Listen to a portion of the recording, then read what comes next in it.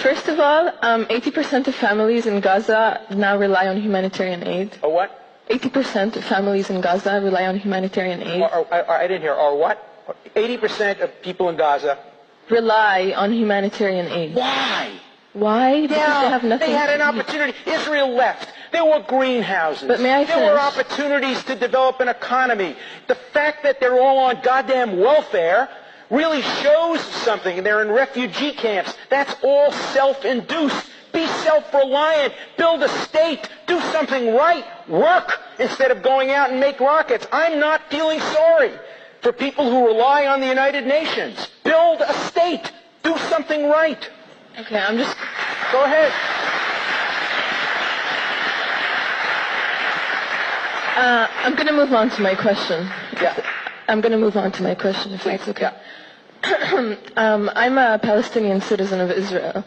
My grandparents were internally displaced from Yafa to Nazareth and from Ain Harud to Bisan, where my grandparents, his land in Ain Harud was confiscated by absentee property law, despite being present by all means.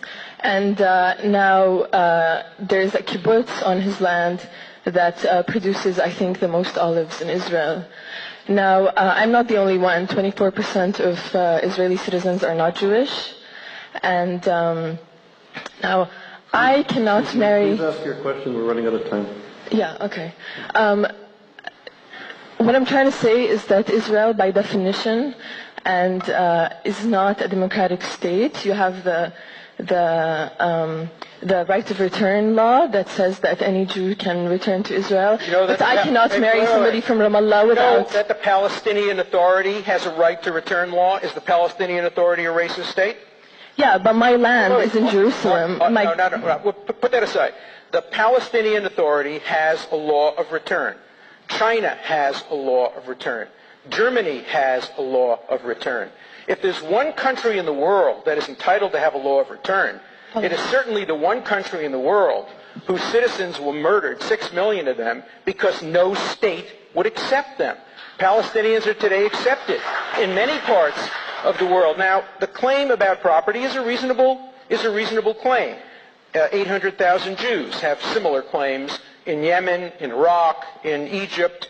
Over 1 million Sudeten Germans have claims like that. Pakistanis, Bangladeshians and Indians have claims like that.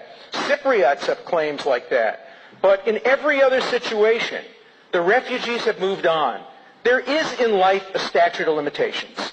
We're 50 years beyond 1940. We're 60 years beyond 1948. Get over it. Move on. Build yourself a state. Don't live in the past. Don't live in refugee camps. The Jews who survived the Holocaust got over it. They don't walk around with keys to their homes in Poland and in Lithuania and in Yemen. They live in the present and in the future. The time has come for the Palestinians to move on. Look, I'm not saying this, and I don't agree with what I'm going to say, but why don't I say that Jews move on from the Holocaust? They do. They do. They built a state.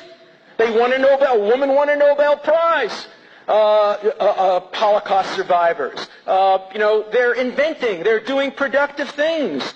The Palestinians tragically are living in the past. They're rooted in their refugee camps. It's not all their fault. It's not all their fault. Many of the other Arab states are using the Palestinians as pawns by keeping them in refugee camps instead of integrating them into the population. They're treating them as slaves. Palestinians have grievances, but the grievances are only partly against the Jewish people. And by the way, I didn't hear the Palestinian grievances between 1948 and 1967 when their land was taken away when they were occupied by the Jordanians and when their land was taken away when they were occupied by the Egyptians.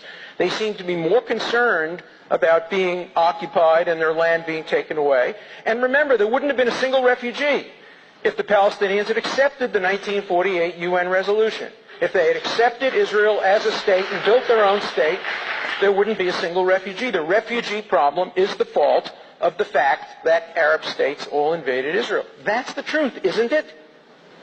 So, on this note, Amtrak is not going to wait. Unfortunately, we have to cut the evening now because of the train schedule.